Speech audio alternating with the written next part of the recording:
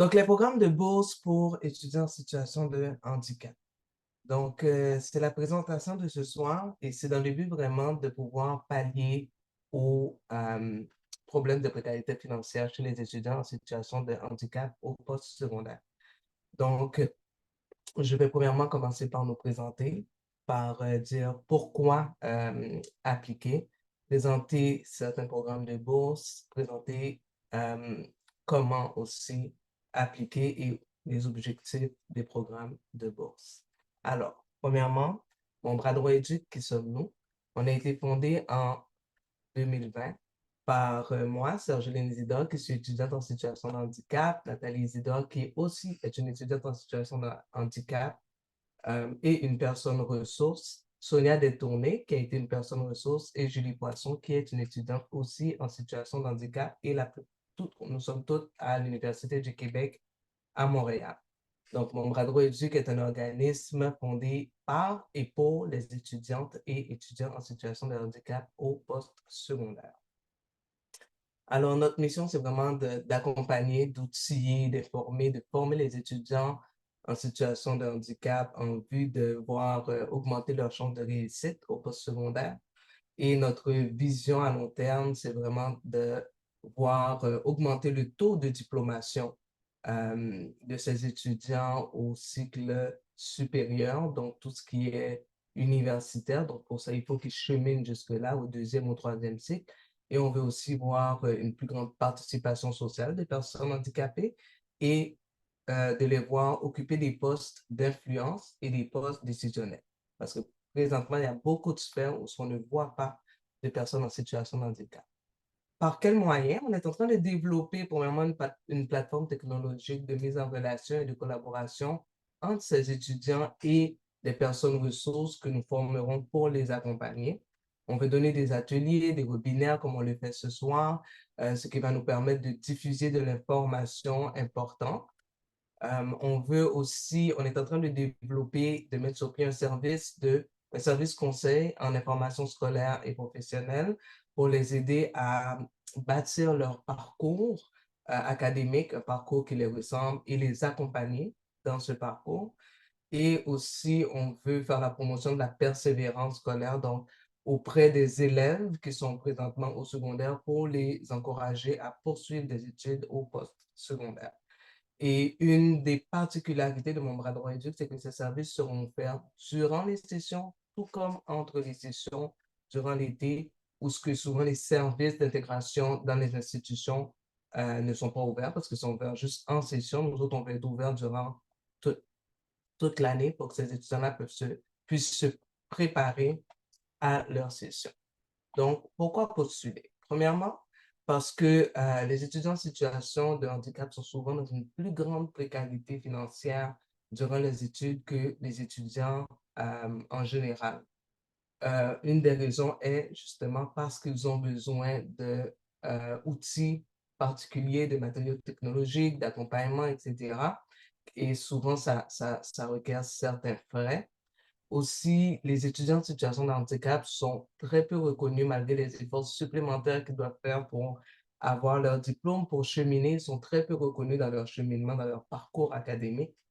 Et ils ont en effet des obstacles plus nombreux, ce qui cause beaucoup de la déprime, de la dépression chez eux, ce qui les amène souvent à abandonner leurs études ou à mettre fin à leur projet d'études entre deux paliers. Donc, ils vont réussir au cégep et ils seront tellement épuisés qu'ils ne continueront pas à l'université, même si c'était dans leur objectif premier, ou après le bac, ils vont s'arrêter, ils ne poursuivront pas la maîtrise, etc., parce que à cause de l'épuisement des démarches supplémentaires. Aussi, il y a des organismes, des entreprises, des fondations qui donnent pour ces étudiants-là. Donc, c'est important d'encourager cette générosité-là. Donc, de faire la promotion de ces organismes-là, c'est quand on applique, quand ils donnent des bourses, que ça fait de la promotion, de la visibilité pour eux aussi. Et souvent, ces fonds-là, quand ils ne sont pas réclamés, ben, ils sont soit réorientés ou diminués parce que ces organismes-là, ils doivent donner. Alors, les objectifs. Je vais un peu vite parce qu'on est serré dans le temps. Il y a beaucoup de choses à dire. Donc, Premièrement, il y a l'achat de matériaux. Comme je disais, là, on voit différents matériaux qui sont nécessaires, mais il y en a beaucoup plus. Il y a le fait d'encourager, de reconnaître l'excellence, la persévérance des étudiants. Il y a aussi le fait de les encourager à poursuivre vers d'autres paliers et aussi de réduire leur situation de précarité financière et justement augmenter leur bien-être durant leur parcours d'études. On veut aussi souligner la participation sociale et l'implication des étudiants durant leur études et aussi les encourager à participer à des projets spéciaux comme des stages, des projets de recherche, etc. Durant leur parcours au poste secondaire.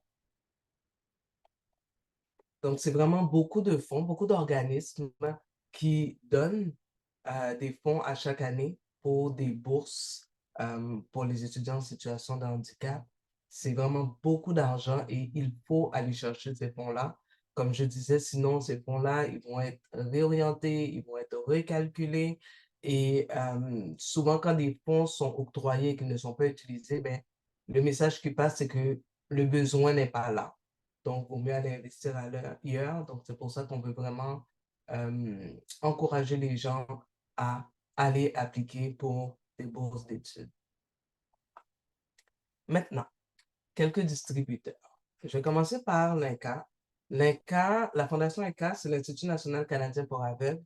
En général, elle se concentre sur les étudiants ayant une déficience visuelle partielle ou totale, mais elle a un grand répertoire de bourses qui va au-delà de la déficience visuelle. Donc, c'est vraiment beaucoup d'argent qui est en jeu. On peut voir que c'est jusqu'à 50 000 parce qu'il y a vraiment beaucoup de fondations dans le répertoire. Ils ont comme fait un inventaire. Donc, vous pouvez aller sur leur site, le www.inca.ca, à l'onglet Programmes et services et aller à l'onglet Apprendre. Et le numéro de téléphone est là. Vous pouvez téléphoner aussi pour avoir plus d'informations. Un deuxième organisme qui distribue des bourses, c'est l'Association québécoise pour l'équité et l'inclusion au poste secondaire. Donc, j'ai cru voir Stéphane Brady, qui est le directeur général parmi nos invités ce soir. Donc, eux autres aussi, ils offrent des bourses à tous les niveaux du poste secondaire. Toutes les situations de handicap sont bienvenues. Donc, c'est jusqu'à près de 15 000 qui sont distribués annuellement. Donc, vous pouvez aller sur leur site au www.aqeips.qc.ca pour vérifier, pour voir et pour voir aussi des dates de dépôt de candidature. Il y a le NEEDS. Le NEEDS, c'est plus la version pan-canadienne de la KIPS, donc le National Educational Association for Disabled Students. Eux autres, ils ont un grand répertoire de bourses d'études. Donc, ils ont vraiment fait la recherche. C'est parmi toutes les universités canadiennes. Donc, ça vaut la peine d'aller voir qu'est-ce qui se passe là. Ami-Télé offre des bourses aussi qui sont dans le répertoire de du NEEDS. Donc, il y a beaucoup de bourses que je ne dis pas parce que si vous allez sur ce site-là, sur ces répertoires-là, vous allez trouver toutes les fondations. Donc, encore une fois, vous pouvez aller sur le site du NEEDS, le www.needs.ca. Donc, le parcours est ici. C'est un parcours quand même assez qui a beaucoup d'étapes, mais vous pourrez trouver dans le National Student Award Program les bourses que le NEEDS donne, que certaines autres fondations donnent.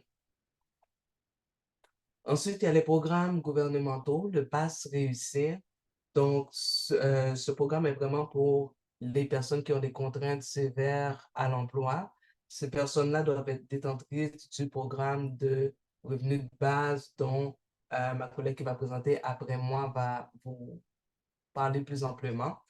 Et il faut faire une demande à l'aide financière aux étudiants pour avoir accès. Donc, pour ça, vous pouvez aller sur le site du ministère du Travail et de l'Emploi, le MTESS,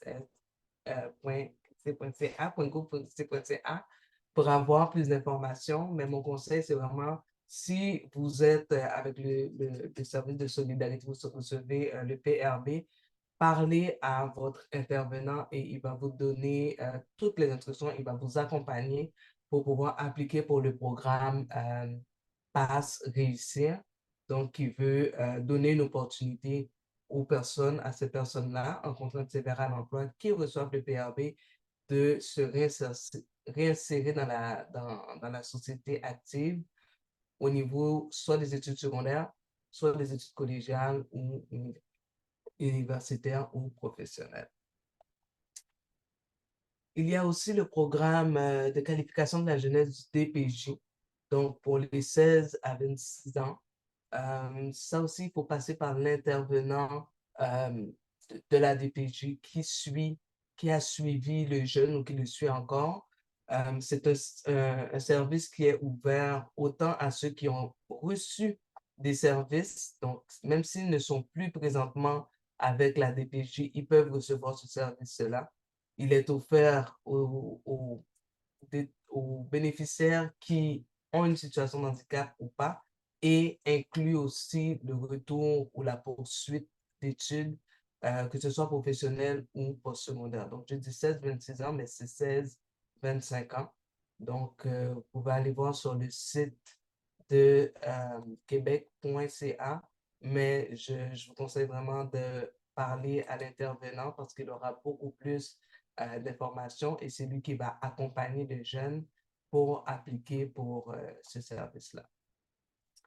Donc, aussi, il y a dans l'AFE, l'aide financière aux étudiants, un formulaire pour une allocation pour les besoins particuliers. Donc, souvent, les étudiants oublient de faire appel à ce formulaire-là.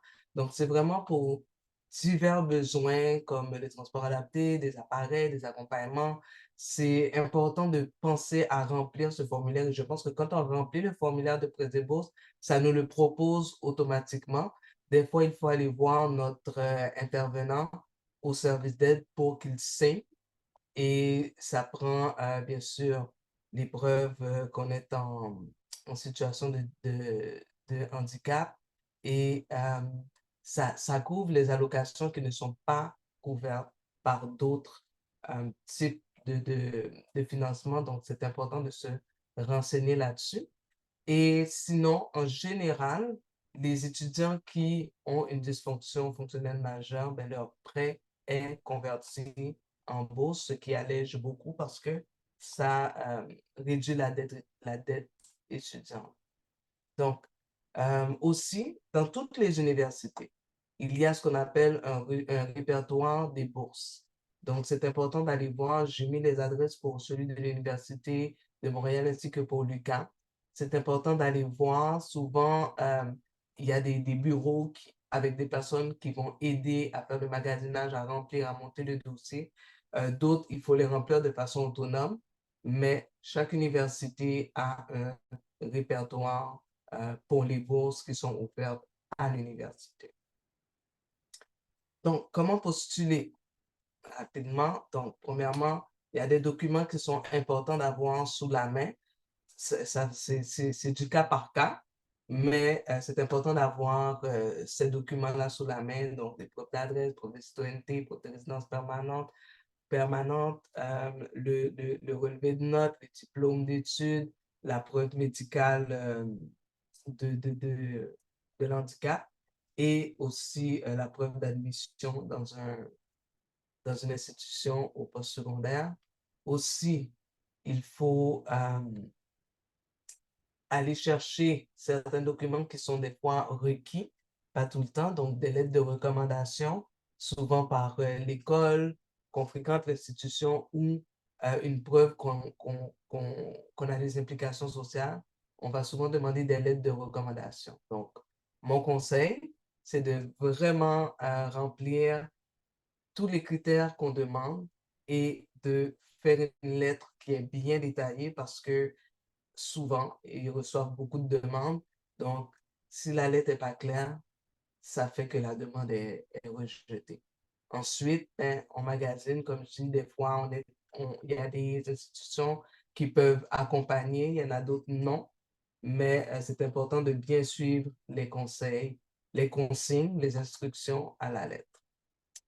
Enfin, voilà, donc merci d'avoir écouté cette portion et MBDE veut vous desservir. On est joignable au www.mbde.ca. Vous pouvez m'envoyer un courriel à info@mbde.ca, nous appeler au 514-802-5642 ou nous rejoindre sur les réseaux sociaux. Nos pages s'appellent Mon bras droit éduque sur Instagram, LinkedIn et Facebook.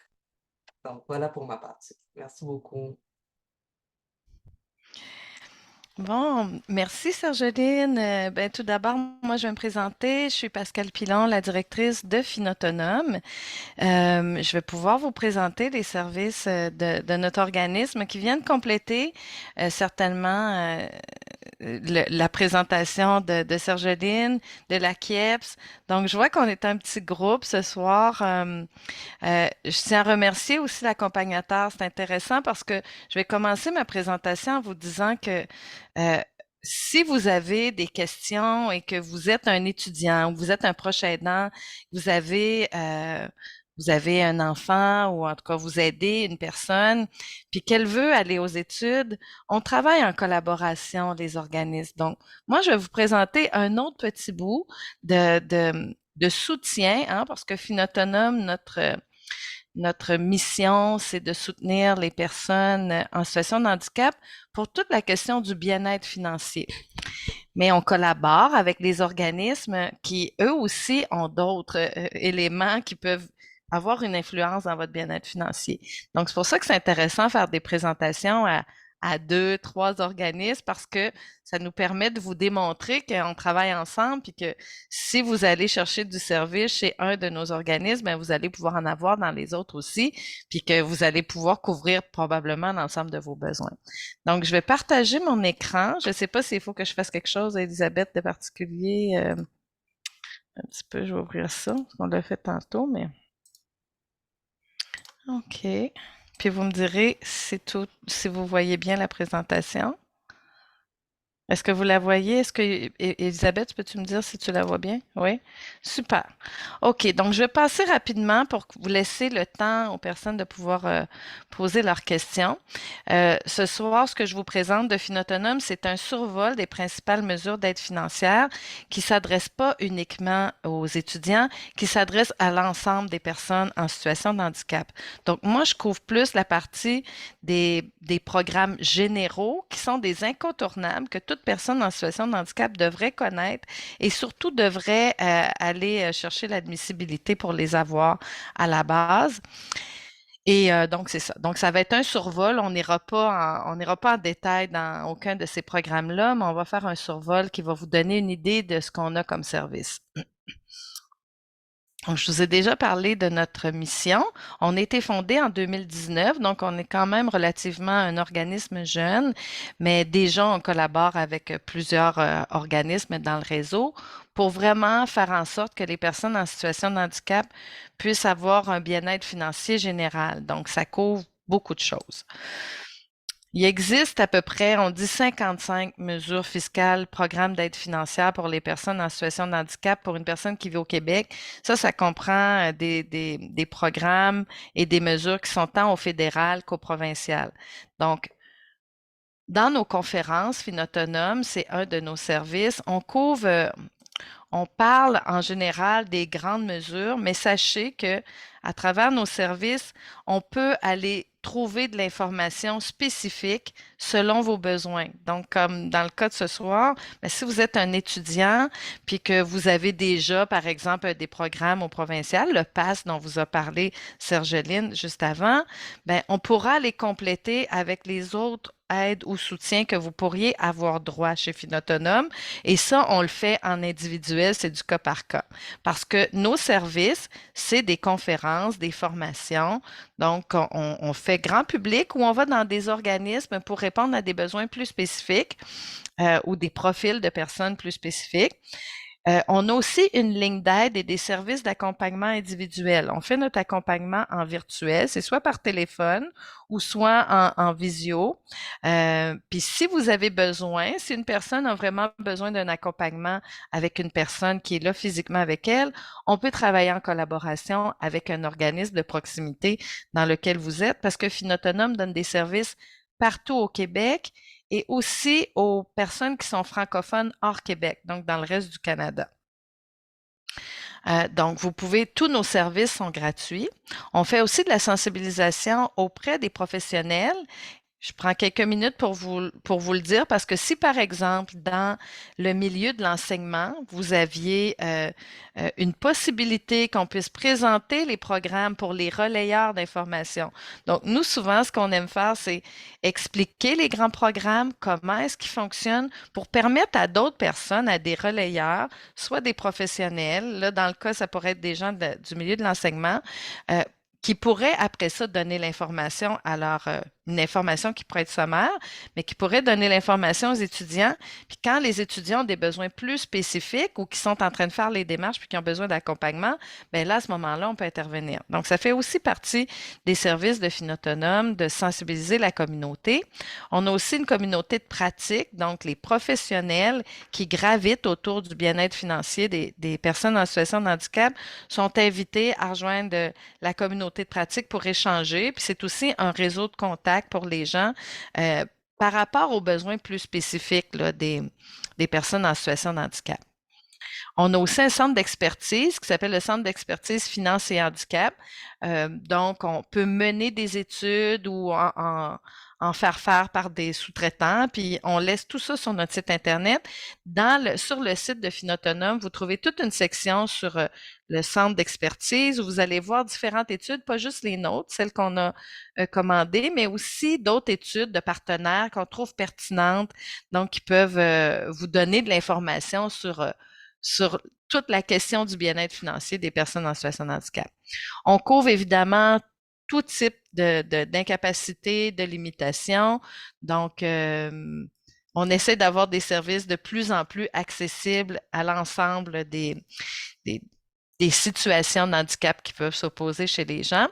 Donc là, on va avoir des capsules qui vont être traduites, ils vont être mis en ligne dès le début décembre. Ils sont vraiment là, on est à la fin de ce projet-là, mais donc vous allez pouvoir trouver des capsules d'information, de sensibilisation qui sont courtes, qui sont aussi traduites en langage des signes et avec le script, là, une version aussi, une version écrite de tout ça.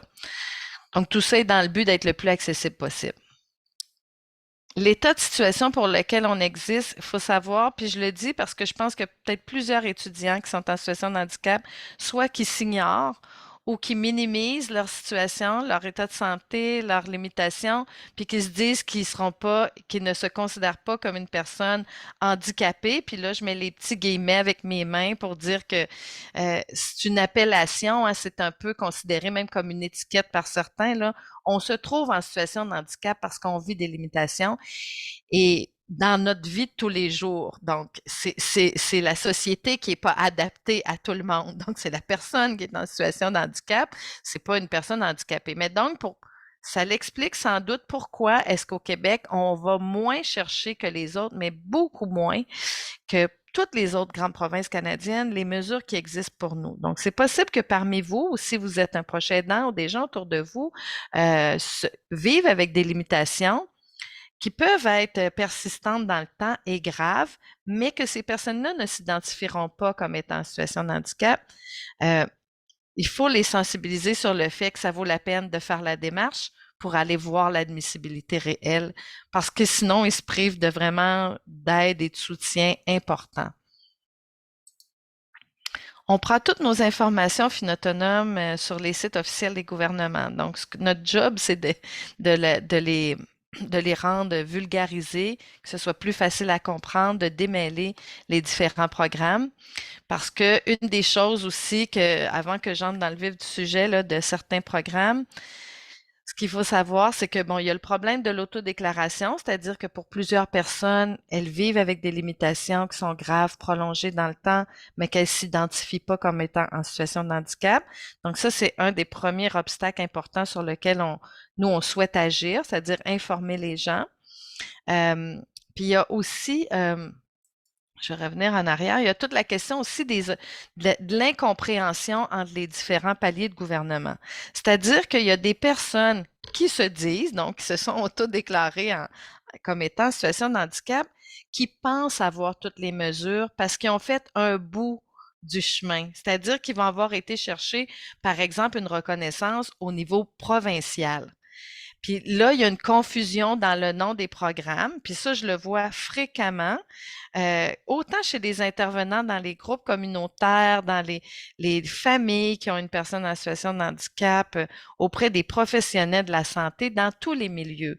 Donc, ce que je veux souligner par ça, c'est que vraiment, il y a une grande confusion. Puis c'est pas parce que les gens font pas l'effort de rechercher, c'est parce que c'est compliqué. Des fois, les programmes le nom se ressemble, ils ont des incidences les uns sur les autres, puis là, ça fait comme une grosse, un gros mélange là, de tout ça, puis là, les personnes ne s'y retrouvent pas. Donc, pour les personnes qui se disent en situation de handicap, il y a des programmes qui sont des incontournables, puis moi, c'est ceux-là dont je vais vous parler en vous mentionnant comment est-ce qu'on peut savoir si on les a ou pas.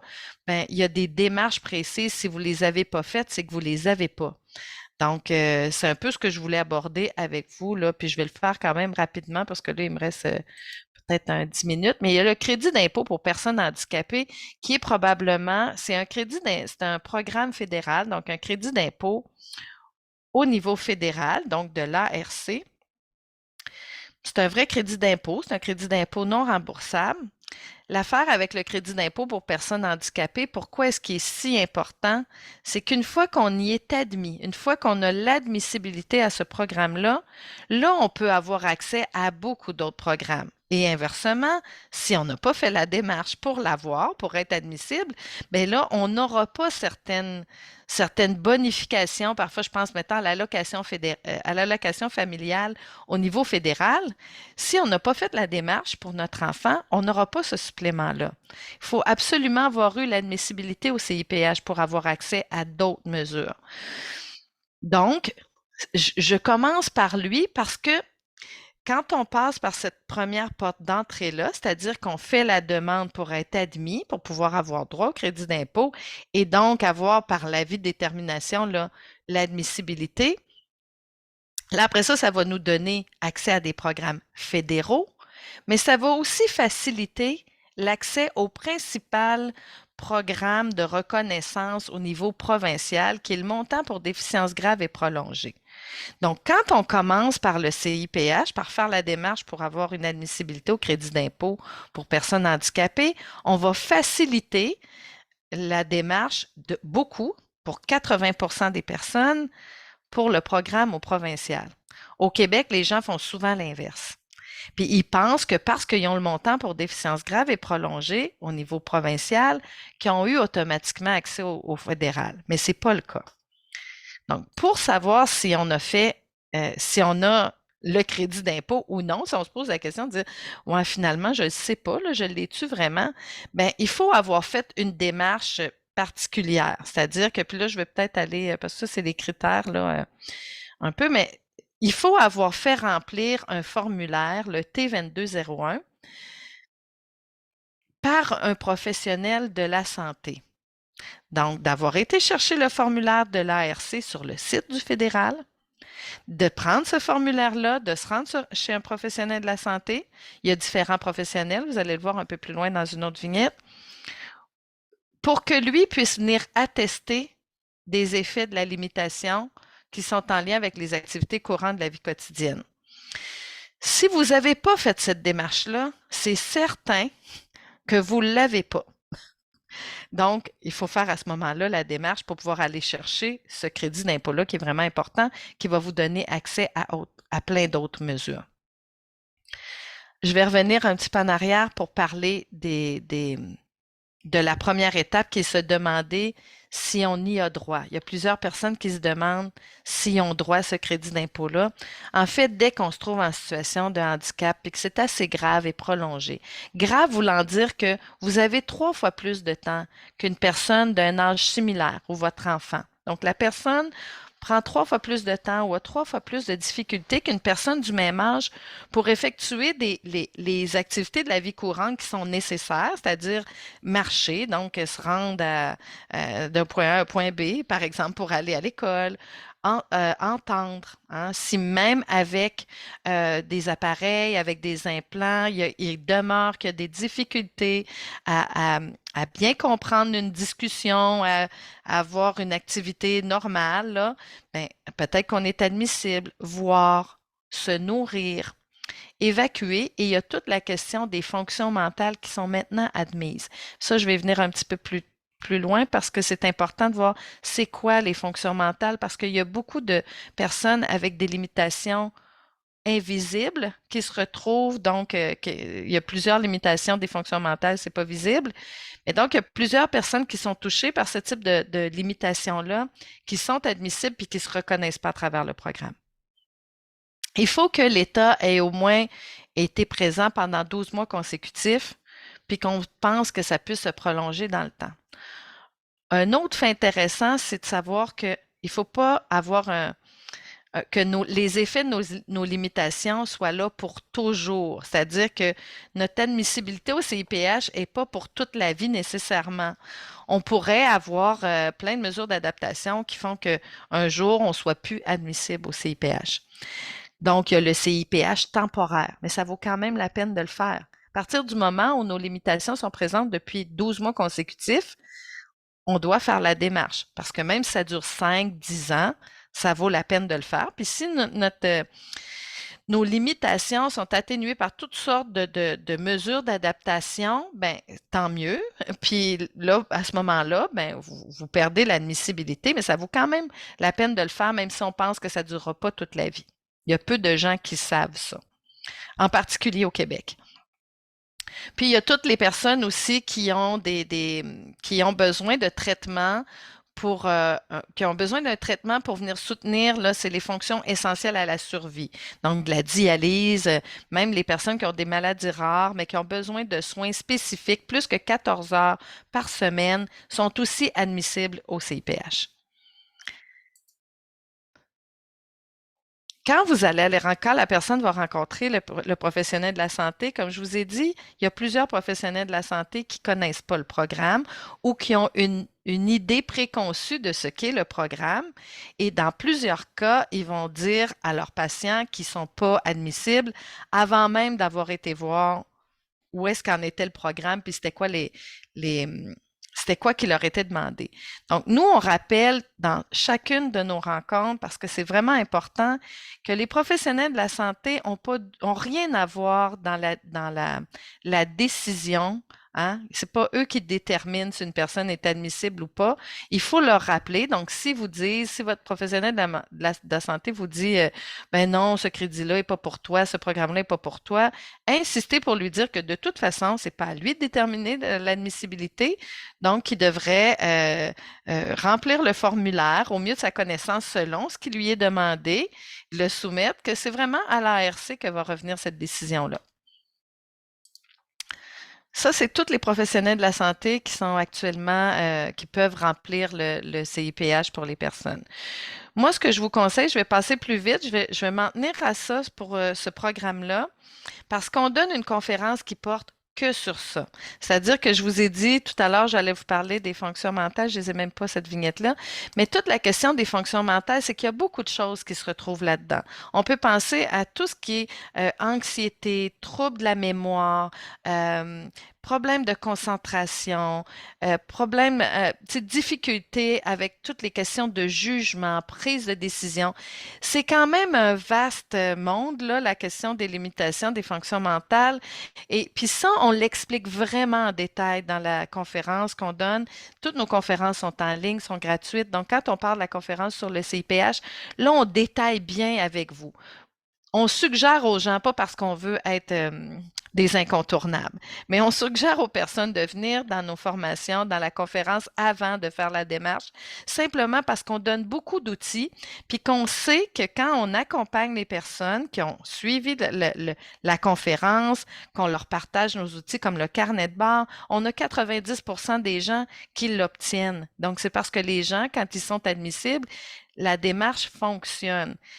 Par contre, quand on ne suit pas cette démarche-là, il y a plusieurs personnes qui ont été refusées dans les dernières années, ça arrive encore, puis des personnes qui sont de toute évidence des personnes en situation de handicap au sens du programme. Puis là, c'est plus compliqué parce qu'il faut qu'on recommence avec eux la démarche. Donc, soit qu'on est en appel ou qu'on recommence l'ensemble du processus. Donc, des fois, c'est peut être décourageant. Donc, de savoir l'information juste avant de commencer à faire la démarche, c'est une bonne idée. Donc là, je vais passer tout ce qui touchait le CIPH, mais pour vous dire que c'est ça, il est rétroactif sur 10 ans. C'est vraiment un programme qui est où vous pouvez aller chercher beaucoup d'argent. Puis quand je dis ça, là, ça ne fera pas une différence de 100 dollars au bout de l'année, là. On parle de milliers de dollars pour des personnes qui vont chercher une rétroaction. Il y a toute la question du REI auquel ils donnent droit, donc le régime enregistré d'épargne invalidité, où on peut aller chercher 90 000 dollars de, de surplus, mettons, parce que ça peut être versé sous forme de bons ou sous forme de subventions aux personnes par le gouvernement. Donc, c'est vraiment un programme qui est incontournable parce que ça va faire vraiment la différence dans dans votre bien-être financier, de l'avoir ou non, si vous allez chercher après ça tout ce qui vient avec. Mais c'est la première étape à faire. Donc, je passe un peu plus vite. Ça, je vous en ai parlé. Ça, ce sont nos outils. Donc, tout ça, on en parle un petit peu plus longuement dans nos conférences. Même chose sur le REI. Je vais passer rapidement sur le REI. Mais le REI, c'est un régime d'épargne invalidité, donc dans lequel le gouvernement fédéral vient bonifier ce que les personnes vont mettre comme argent dans leur REI, ou même si la personne a un faible revenu.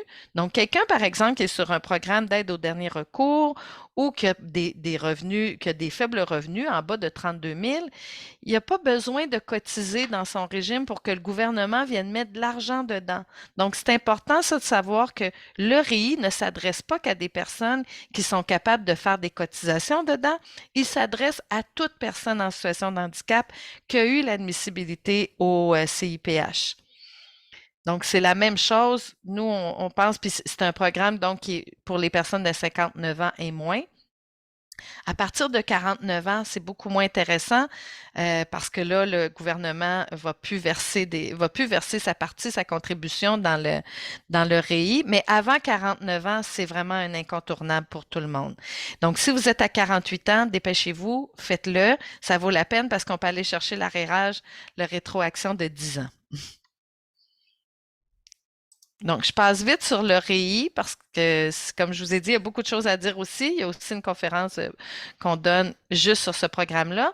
Puis, je vais finir avec le programme de revenus de base parce que Sergeline en a parlé un petit peu. Le programme de revenus de base, c'est un programme qui vient bonifier le programme de solidarité sociale. C'est-à-dire que quand on est déjà reconnu comme une personne qui a des contraintes sévères à l'emploi, donc, on a fait une démarche et ça aussi, je me permets de vous partager que je vois encore trop souvent des personnes qui nous appellent, qui sont des personnes en situation de handicap, qui sont sur le programme d'aide au dernier recours, qui n'ont jamais fait la démarche pour faire remplir le SR, je l'ai un peu plus loin, là, le nom, le SR 2100, puis qui n'ont pas encore le programme de solidarité sociale. Donc ça, là, c'est très préoccupant parce que déjà, on est à l'aide de dernier recours. Si on est une personne qui est en situation de handicap, c'est clair qu'on est une personne qui présente des contraintes sévères à l'emploi. Et ça ne veut pas dire qu'on ne peut pas travailler. Ça veut dire qu'on a des contraintes sévères.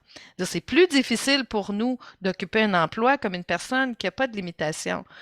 Il y a plusieurs personnes que je vois encore qui sont même pas sur le programme de solidarité sociale parce qu'ils n'ont pas demandé, l'agent leur en a pas parlé, ils n'ont pas fait la démarche. Très important de commencer par ça. Une fois qu'on a le programme de solidarité sociale, ben, quand on est une personne, donc, il y a un critère d'admissibilité pour l'instant, là, c'est un nouveau programme. Il a commencé en 2023, donc au début janvier. Le programme de revenu de base, c'est qu'il vient bonifier le programme de solidarité sociale pour les personnes qui sont sur la solidarité sociale depuis 66 mois, qui ont fait un 66 mois pendant les 72 derniers mois. Donc, ces personnes-là qui ont eu des versements ou qui étaient juste dans le programme. Même, j'ai entendu que certaines personnes ne reçoivent pas de versement directement de montant du programme de solidarité sociale, mais ils font partie du programme parce qu'ils sont reconnus pour différentes raisons. Dès qu'on est sur ce programme-là, qu'on a fait 66 mois dans les 72 derniers, on est admissible au programme de revenu de base. Puis là, ça devient vraiment intéressant, ce programme-là, parce que ça permet aux personnes premièrement, d'avoir plus de liquidité, hein, donc de gagner des revenus d'emploi. Et ça vient, pour les fins de ce soir, ce que je voudrais insister, c'est que ça va même bonifier le programme, le PASS-programme dont a parlé Sergeline tout à l'heure, parce qu'il vient s'harmoniser avec les autres programmes et il y a une bonification quand on est capable d'avoir un projet d'études ou qu'on est sur un plateau de travail. Il y a différents programmes donc qui existent pour les personnes qui ont des contraintes sévères à l'emploi. Et donc, si on a le programme de revenu de base, mais on va même avoir une bonification. Donc, on ne sera pas coupé. Ça devient vraiment intéressant donc de le savoir. Parce que si vous projetez, par exemple, que je ne sais pas si vous êtes un proche aidant, puis que vous avez un enfant, puis que vous dites, lui, il aurait envie de poursuivre ses études, ça va probablement lui prendre plus de temps, il va avoir besoin de soutien. C'est important de tout de suite l'inscrire au programme de solidarité sociale dès ses 17 ans. Donc, on peut tout de suite, même s'il n'y a pas encore 18 ans, pour que ce soit plus rapide. En fait, c'est il faut faire un rapport d'impôt. Là, je m'excuse, je ne veux pas vous induire en erreur. Ce que je viens de dire, c'est pas tout à fait vrai. En fait, la personne va devoir avoir 18 ans pour s'inscrire au programme de solidarité sociale. Mais vous pouvez faire un rapport d'impôt à ses 17 ans pour qu'il soit déjà enregistré dans le système, qu'on voit qu'il n'y a pas de revenus, puis qu'on ne perde pas une année. Parce que malheureusement, comme je vous ai dit, dans le programme de revenu de base, il va falloir qu'il fasse 66 mois hein, pour être capable d'être admis dans le programme de revenu de base. Donc, plus vite, on fait la demande, puis qui est tout de suite admis au programme de solidarité sociale, qu'on reconnaît qu'il y a des contraintes sévères à l'emploi, mais plus vite, il va pouvoir avoir droit au programme de revenu de base. Puis là, ça va pouvoir s'harmoniser s'il est s'il est en train de suivre ses études, puis qu'il y a un programme de bonification, de bourse, bien, ça va pouvoir s'harmoniser, puis il ne sera pas coupé aussi vite. C'est-à-dire qu'il va pouvoir aller chercher quand même jusqu'au montant maximum. Ce que ça fait, le programme de revenu de base, c'est que la personne, elle peut avoir des revenus. Avant, dès qu'elle faisait 200 dans un mois, une personne sur le programme de solidarité sociale, c'est encore ça, les personnes qui sont sur le programme de solidarité sociale, dès qu'ils ont un revenu supplémentaire de 200 mais après ça, ça va venir couper leurs prestations dans le mois qui suit, hein, parce que là, c'est un revenu qui est tout de suite comptabilisé. Tandis qu'avec le programme de revenu de base, on fait ça une fois par année, puis le montant est beaucoup plus élevé. La personne, elle va pouvoir avoir des revenus jusqu'à, attendez un petit peu, je vais aller chercher la bonne vignette. Mais donc, elle va pouvoir travailler puis aller faire un revenu de 14 532 hein, de revenus sans que sa prestation soit coupée. Puis, si elle dépasse ce revenu-là, si elle a des montants de plus, ben, ils ne vont pas aussi être coupés à 1 pour 1 comme dans le programme de solidarité, dans le programme de solidarité sociale.